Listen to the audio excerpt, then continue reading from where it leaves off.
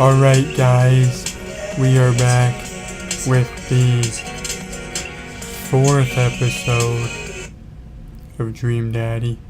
This is the 4th episode, so we're into it now.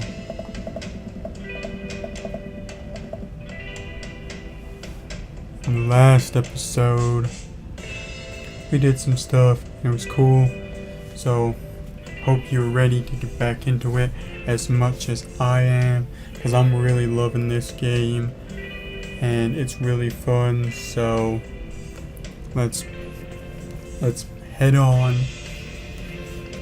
While Amanda busies herself looking at band t-shirts, I try to find something of interest to myself. Not much for a dad to look at it at Dead Gotham Beyond. Pursue the band t-shirts. Well, isn't that what Amanda's looking at? So look at ironic mugs. Check the clearance bin for hot deals. Let's pursue the band t-shirts, because I think Amanda's there. I barely know any of these bands. Cannibal Bone Party doesn't seem like music I'd enjoy, but they must be really happy that a retail outlet is carrying their merchandise. Hope their parents are really proud of them. Look, this is very important to me. I overhear a stifle argument over at the cash register. An older gentleman is carrying a garment and showing it to a bored-looking cashier with pink hair. Damn, who are you? Look like a vampire. A vampire. I can see that. Don't know what to tell you, dude. I just work here. What?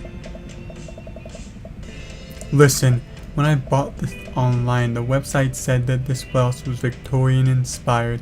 However, when I received it, it clearly held the trademark of Edwardian Death Range.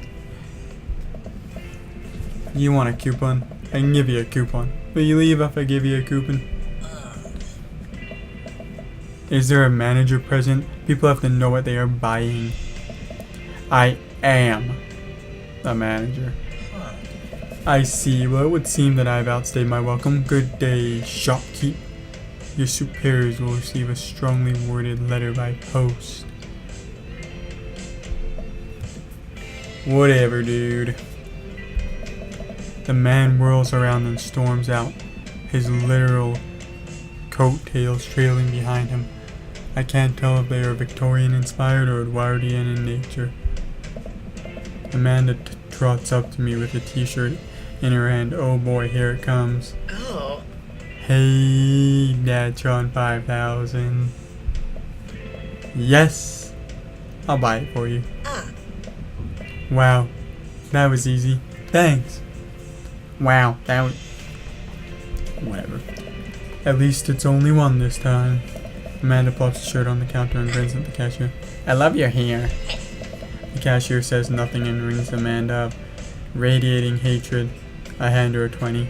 Wow, my daughter just said she loves your hair and you're not even gonna say thanks? Who are you, lady? Who are you? So what was that guy's deal? The cashier rolls her eyes so hard I'm worried she'll pull something. That's Damien. He's in here all the time. He's a substitute Edwardian virgin or whatever. She hands Amanda her bag, and it's clear the conversation is over. We make our way out of the store and head home to get some rest.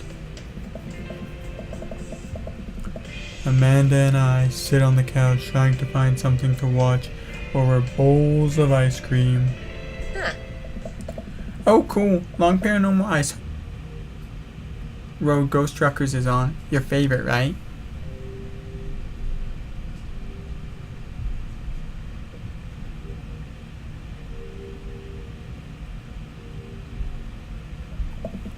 Oh hell yes. They have to make it over the Canadian tundra before the ice road melts, but they're also hunting ghosts. Damn, that sounds pretty cool. Also, the trucks are haunted. This is an episode I've already seen, but it's one of the best. Callum and Flint Dogbone, the twin brother truck driving and ghost hunting duo, find themselves in the greatest peril yet. Oh no, the ghost done got control of the truck. I can't steer them. They're damn ice roads. Let me use this EVP meter to try and communicate with the spirits. Flint, we're about to die. I almost got it. If you listen carefully, it sounds like it's saying, you're going to die. That's because we're about to die, you. This is art. The episode ends and Amanda excused herself to go and start arguments on the internet. I stay up a little longer, curious about the exploits of Callum and Flint Dogbone after their disastrous ice road accident. Afterwards, I crawl into bed and get a good night's sleep.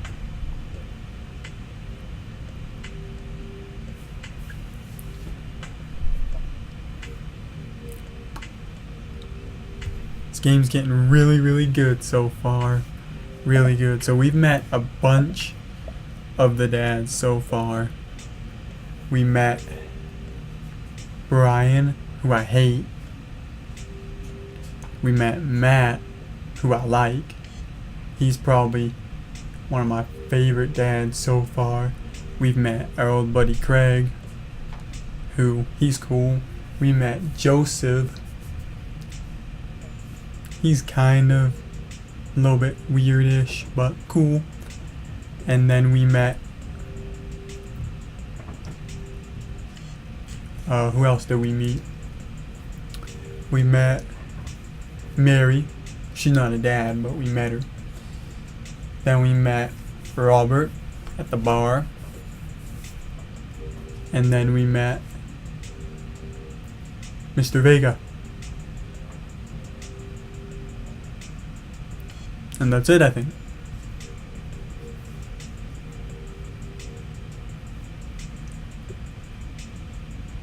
Pretty sure, right?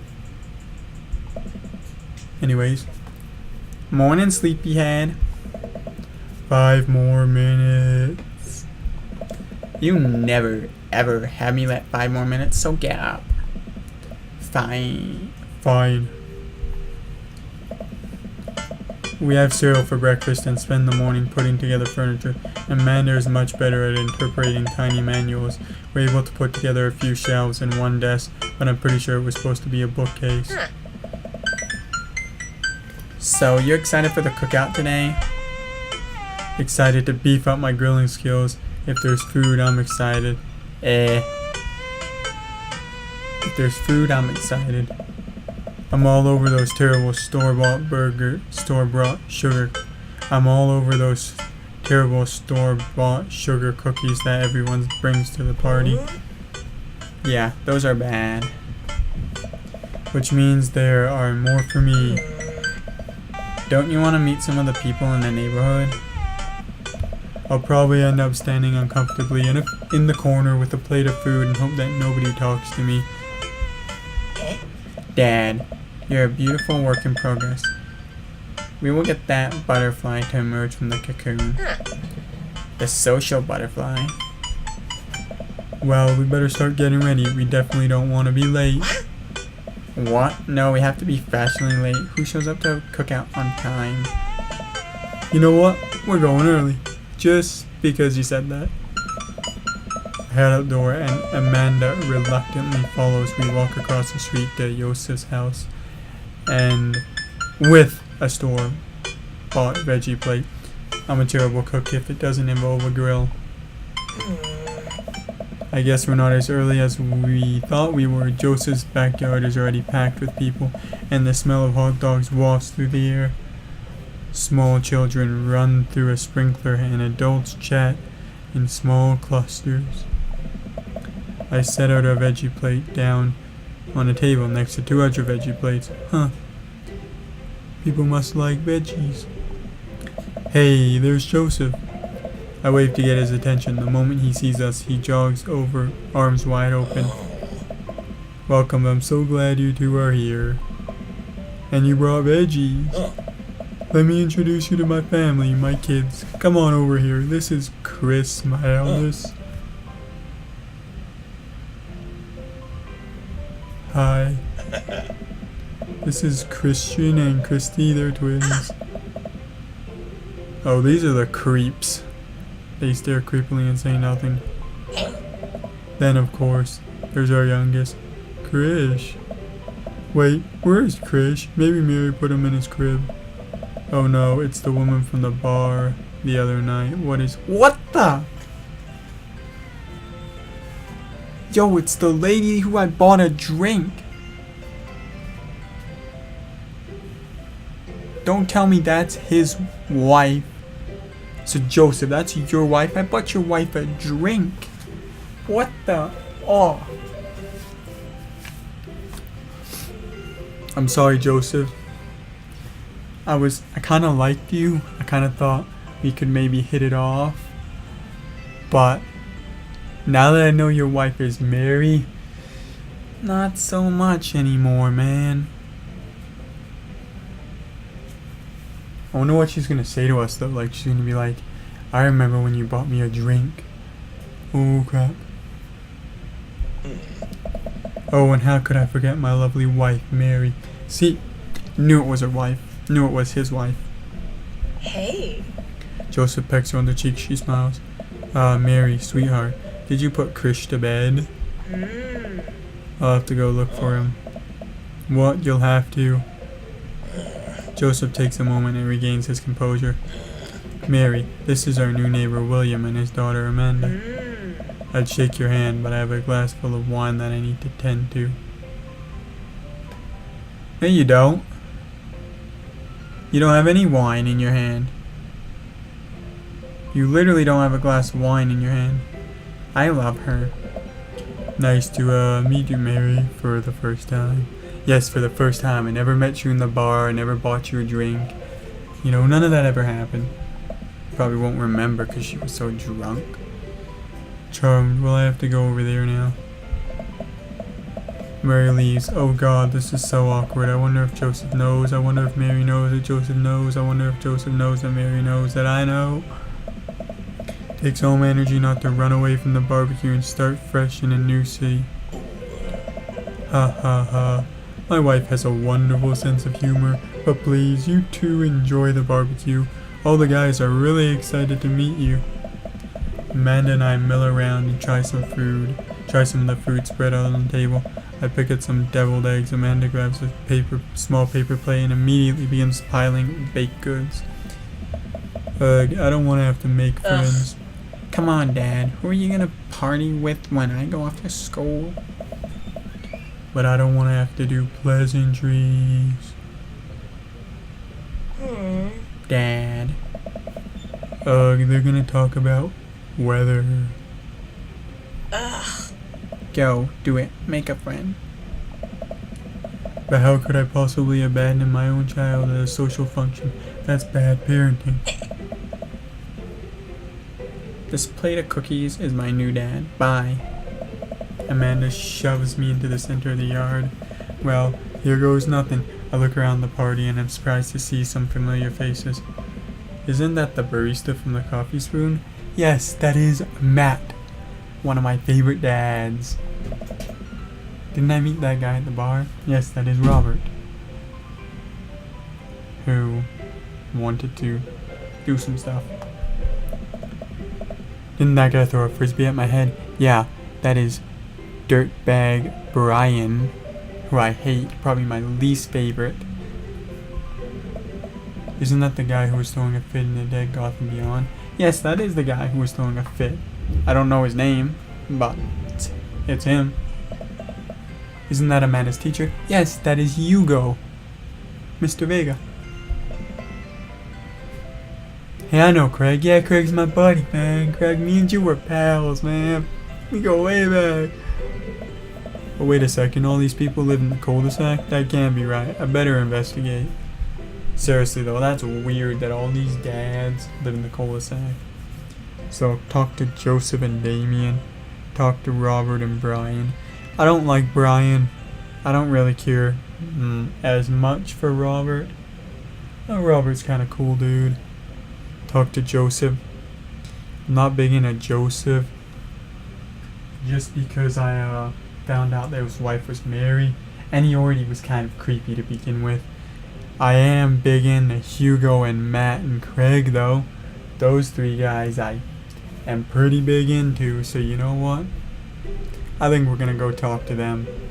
Damien, I don't really know much about him. And I don't really want to go here because I really don't like Brian. Really don't like Brian at all. So, we'll go here first. Matt and Hugo seem to be embroiled in an intense interest discussion. Craig looks on, smiling politely. I walk over and say hello. Hugo. Well, I don't think it's fair to try and compare two art movements like that. Periods in art only exist because they're a unique byproduct of the social and political climate of a time and place, and to try to take something like, say, the local period and compare it to the postmodernism in America, you're completely disregarding the context in which a work of art is created. Matt and Hugo seem to be so busy talking they don't notice me. Craig leans in. Dude, I have no idea what's happening. Talk to Craig, listen to Matt and Hugo. You know what, let's talk to Craig. Craig's got nobody to talk to. Turn my attention to Craig, who seems a little more attentive to my existence. Had the resistance training go the other day. Great, Little River here is a great cheerleader, aren't you, Tiny Bro? Craig grabs River's arms and waves them around. You can do it, Dad. I'm so proud of you. I'm sorry for pooping on you. She must be a handful at that age. Oh, they always are. Hey! But it's so worth it. Craig grabs River's arms again and waves them around. Oh, so I'm sorry for throwing up on you, Dad. How you settling in? Almost done. The new place is perfect. I never get too comfortable. You know what? The new place is perfect. It's really cozy and the neighborhood is beautiful. I'm so glad we moved here. And I'm even more glad that we're right next to my old best friend. Heck yeah! Craig gives me a playful punch on the shoulder. Ow! I remember that hurting less in the past. Nice. Sorry. I've been doing push-ups and stuff. William, how are you liking the neighborhood? It's pretty nice. Everybody's been super friendly. Seems like your daughter is fitting in just fine. Matt points across the yard to where Amanda, Daisy, and another young girl are playing. They are all sitting cross-legged in the grass, picking weeds and weaving them into little flower crowns. It's pretty adorable. The girl I don't recognize jogs over to us. What is it, sweetheart? It's a flower crown. I thought you looked super cute in it. Oh. Well, there's only one way to find out. Matt takes the flower crown and places it on the top of his head. Am I cool now? The girl stares at him, thinking it over. Nope, but you're less slightly uncool than you were before you put it on. Oh. Hey William, this is my daughter. Hello. I'm Carmencita. Amanda comes over with Daisy in tow. Amanda, you shouldn't be hanging out with Daisy. She's bad. Her dad is dirtbag Brian. Dad, look, I'm making friends. Are you making friends? You better be making friends. Yeah, actually, Amanda, you remember the cool barista from the coffee shop? And my old college friend and your teacher? Oh, hi, Mr. Vega. I didn't realize we... Oh, hi, Mr. Vega. I didn't realize we were neighbors. Ah! Yup. You still gonna get me that overdue term paper? Aw. Haha, great seeing you. Amanda finger guns her way out of the conversation like a champ. She learned the finger gun moves from me. I'm very proud. Oh! She's definitely a charmer. Speaking of which, where did my son go? Sweet Manchego! Hugo looks around the party. He must finally spot him because his eyes go wide. Ernest Hemingway Vega, are you smoking?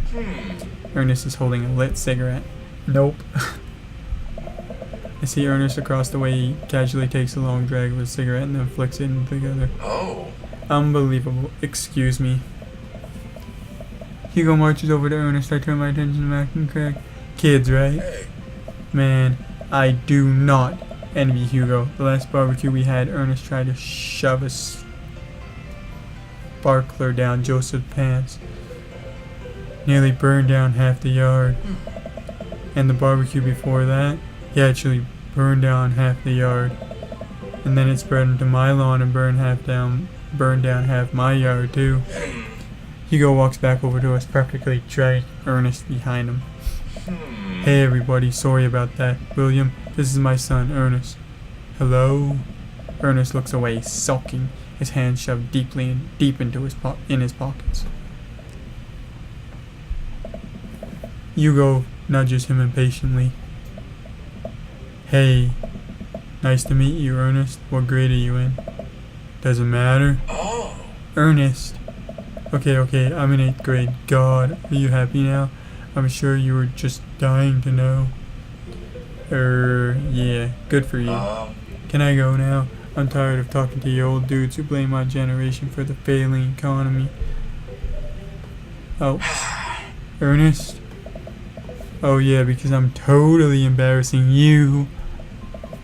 Ernest puts his earbuds in and storms off to stand in the corner. Excuse me. Well, that was certainly something. He seems nice. Hugo puts his head on his hands and sighs. I'm so sorry, he's having a really rough time. As much as I want to be the cool dad, I have to be the authoritarian dad. And he clearly resents me for it. I mean, I think as a dad and a teacher, that's about as authoritarian as you can get. Honestly, are any of us cool dads? Is it even possible to be a cool dad? What? I'm cool. I'm cool as a cucumber. See that right there? You can't say that. My kids think I'm cool. But for how long, Craig? How long do we get to be the cool dads? I dunno. I think we just have to accept the fact that as dads we become the machine we once raged against and accept our fate to ironically wear socks or sandals. Your kids may think you're cool now, but the moment they hit puberty, you're doomed. True that. Amanda's 18 and she still thinks I'm cool. True that. I yell across the yard to my daughter. Amanda, I'm cool, right? Amanda just laughs. She keeps laughing. My daughter. I see your point. As much as we want it, as much as we all want it, I don't think it's as important to be a cool dad as it is to be a good dad. We can't all be friends with our kids. It just doesn't work. I mean, look at me and Ernest. Our job as parents is to make sure our kids turn out okay. Yeah, you're right, but it'd be nice to have it both ways. Hearing these guys talk about this makes me think of my relationship with Amanda. We get along so well, but there might come a time where it won't be like that. It's college when that happens. Man, I hope not, because Amanda is my daughter, and I love Amanda. She's awesome. She's the best character in the game, and I don't want that time to come, man. I really don't. Don't let us eat up all your time, William. Go and meet some other people around the neighborhood. Okay, let's go to talk to Joseph and Damien, I guess. Spot Joseph chatting with the guy from Dead Gotham Beyond by the grill. I wonder what they're talking about. I walk over to them. So I'm curious, can you walk me through why you had your house painted black? Where do I even start? The house stays warmer in the winter, provides an artistic contrast to the rest of the neighborhood, and it complements the crimson interior perfectly. It's definitely an interesting choice. Thank you, I'm very proud of my abdo. Don't know what that means, but... William, I was just having a conversation with Damien here about his aesthetic design decisions. Damien regards me up and down with a warm but critical eye. How do you do? I don't believe I've had the pleasure. I think I saw you in Dead Gotham Beyond the other day. Damien's face turns bright red. I must apologize for my behavior on that day. You see, I take the goth lifestyle very seriously, and to be caught in a ruse by such a corporation as Dead Gotham Beyond, was profoundly frustrating indeed. I hope you know that while my anger may have been justified, it was no such way for a gentleman to act. It's okay, man. Do tell me about yourself. Are you new to the area? Yes, my daughter and I just moved in the other day. She was the one I took to Dead Gotham Beyond. Very good taste on her part. Does she partake in the goth lifestyle? I think for a second I looked over to Amanda, who's hanging out with some of the older kids in the neighborhood. Hey Amanda, would you consider yourself goth? Amanda yells back. I wouldn't necessarily try to fall under any one specific label, but I guess if you had to choose, I would more be describe myself as twee hipster with some normcore leanings. Bats are cool though. Ah, pity. Are you enjoying the party so far? Oh, definitely. Thanks so much for putting this on. It's nice to be in the cul-de-sac where everyone is so friendly and welcoming. Amanda walks up to the conversation. I also like The Lost Boys a lot. Really good movie. Does that count as goth? That it would be, my dear. I don't believe we've had the pleasure of meeting. Damien Bloodmarch at your service. Damien finishes the sentence with a flourish and a bow, producing a single rose and offering it to Amanda. Amanda blushes and returns the gesture with a curtsy. My, do you know how to treat a lady? Damn, Damien, that was real nice, man. But kind of weird, because she's my daughter. Kind of weird, though. Hello, Amanda. Seemingly out of nowhere, Joseph's twins kids appear. Are they speaking in unison? Hey. Won't you come play with us? Come play with us forever. What the heck? Do not play with them, Amanda. They are gonna, I don't know what they're gonna do. They're gonna steal your soul or something. Guys, enough with the creepy twin shtick. We've talked about this. Chris and Christian slowly back away. And Christy, sorry. Where do you think they got that from? Mary pops in the conversation. Wine in hand. Yes, she does have a wine in hand. I, don't know. Mary takes a long sip of the wine.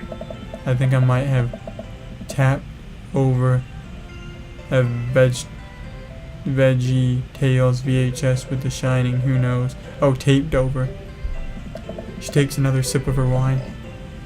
Where's Chris? Wasn't he with you? You had him a moment ago. He's probably stuffing dirt in his mouth. He'll be alright. Toddlers are pretty resilient. Mary tips her glass to me. Ain't my first time to the rodeo. It's my fourth. I have squeezed for a little. Sweetheart, would you do me a favor and please find Krish? That'd be great. I'm sure he's fine. Mary? Okay, jeez. Mary finishes her wine and wanders off. Damn, Mary is really, really not good.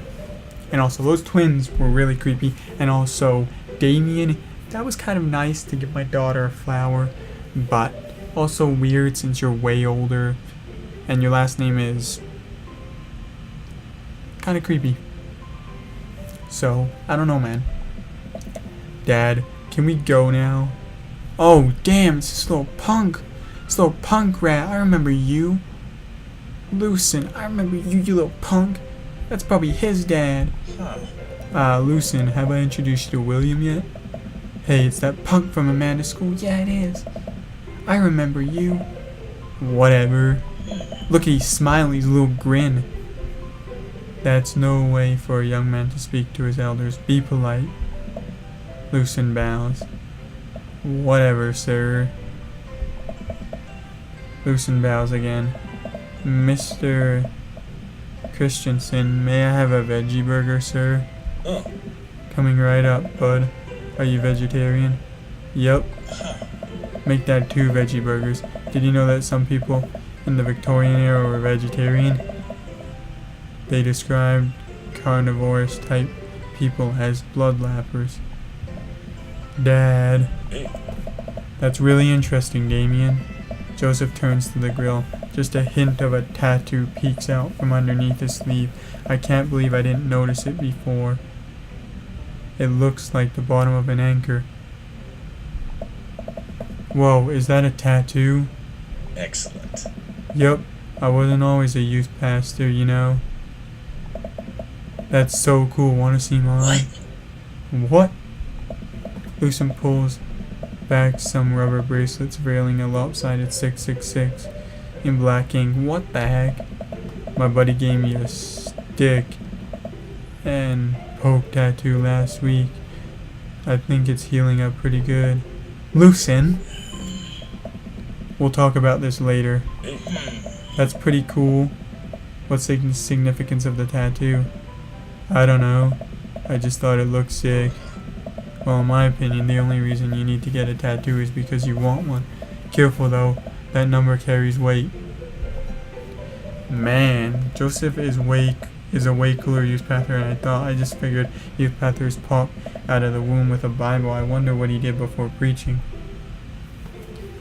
Talk to Robert and Brian or burger time. You know what? I don't really care so much for Brian. At all, really. Robert, I mean, he's cool, but let's go to burger time. And without further ado, let's work some magic. Joseph closes his eyes, takes a deep breath, and gets to work with the greatest of ease.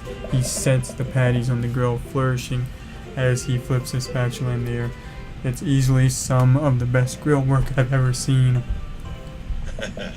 You guys think this is my first time in front of a grill? He's working faster now, effortlessly tossing cheese onto patties and perfectly grilling onions on the side, one after another. The dads take notice and the crowd around Joseph admire his masterful technique. You probably didn't know this, William, but Joseph's known around here for his grillmanship. He's unbelievable. That pun though. Hey! I've tried to get on his level, but I just can't catch up. Sorry. That was kind of... It's another pun, but it was funny. Brian's wasn't really that funny.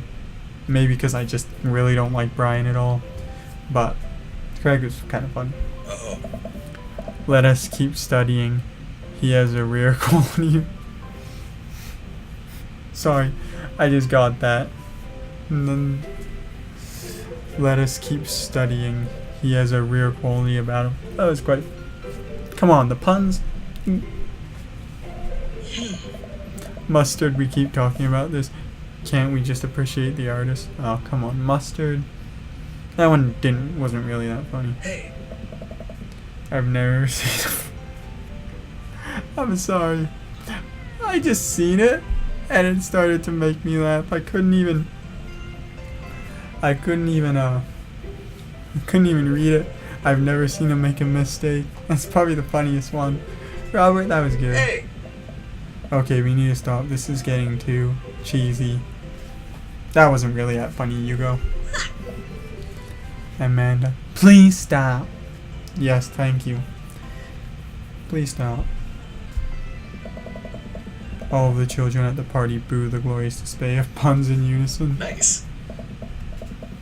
Alright guys, the food's ready. Please form an orderly barbecue. Come on. I thought it was so... Sorry, I thought it was over. Amanda groans. We all grab our food and hang out enjoying perfectly cooked cheeseburgers. Yeah. Man, it's so weird how all of us dads live in the same cul-de-sac. Hey! Kinda nice, isn't it? It feels like there's a real community here. Totally helps when you're just a single dad trying to raise a kid. We're happy to have you here, man. I think you're gonna like it in this neighborhood a lot. Oh! Plus, Amanda seems to be getting along with all the kids. If she decides to get into the babysitting game, she'll really make a killing. Hey, why don't you add us all on Dadbook? Dadbook? Yeah, it's a great social network for dads to keep in touch with each other. We're all on it, so if you ever need to reach out to anyone, that's the simplest way to do it. Sorry, I'm just an old-fashioned dad. Social media goes over my head sometimes. Huh. Don't worry, Pops. I'll help you figure it out. The rest of the barbecue goes smoothly. We all trade stories and drink beer as our kids play on the lawn.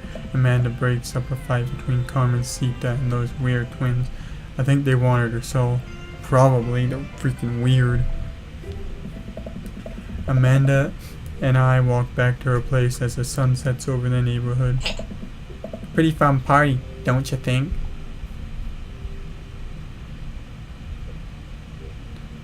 Wish I could have been playing Paranormal Ice Truckers. I feel like it was a fun party. I wish there was an option for that, but I guess I'll say this one. Sweetheart, if I can impart any sort of wisdom upon you right now, and not that this was a bad situation, but if you're ever in an uncomfortable situation, always look for the silver lining. The silver linings get you through the other side. We ate Rockin' Burgers today, and it was good. Amen. Well, hey, at least you met some other cool dads. You should hit them up on Dad Book.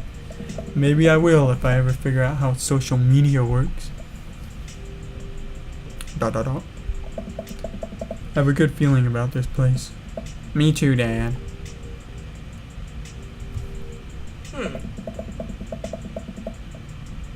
Amanda and I arrive home with the remnants of our veggie plate. Seems like nobody was really into the cauliflower. Any big plans for this evening? Actually, yeah, I'm going out with some friends. Oh. Is that okay? We're gonna see, because I'm gonna end this episode here.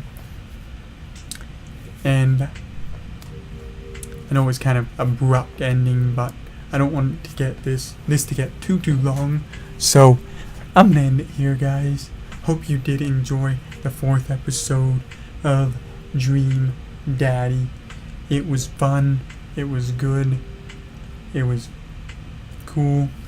I had a good time.